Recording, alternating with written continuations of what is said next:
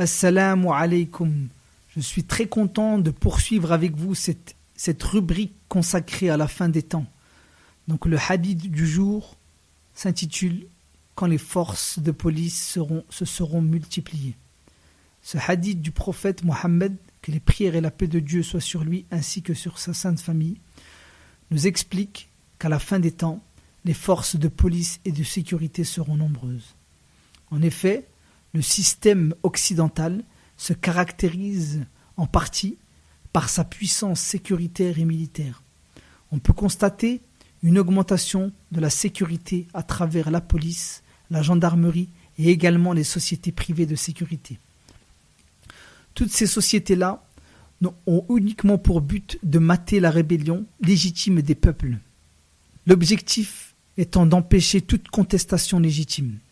Et au niveau international, cela se caractérise par une professionnalisation de l'armée. L'objectif étant d'empêcher les militaires d'avoir une compassion pour leur peuple. En effet, avant, on se battait pour des idéaux, pour défendre la patrie. Aujourd'hui, les militaires sont engagés comme un job. Ils sont là pour faire leur métier. Ils sont payés pour ça, comme ils diront. Aujourd'hui, on peut dire que la force est au service des injustes. Le saint prophète Mohammed, que la paix de Dieu soit sur lui ainsi que sur sa sainte famille, nous explique à travers ce hadith que pour empêcher toute contestation et rébellion légitime du peuple, la seule alternative est d'augmenter les forces de sécurité.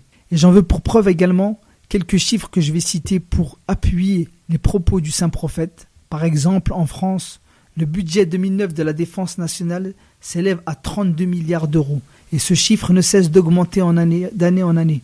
Et également, les effectifs de l'armée ont augmenté de 2007 à 2009. On est passé de 437 000 à 547 278. Donc l'armée de terre ne fait que recruter. À croire qu'ils ne connaissent pas la crise. Donc toutes ces statistiques, tous ces chiffres nous montrent clairement que les forces de sécurité sont nombreuses. Et ces choses-là ont été prédites par le prophète il y a plus de 1400 ans.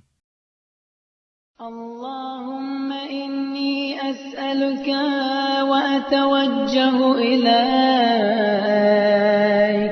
بنبيك نبي الرحمة محمد صلى الله عليه وآله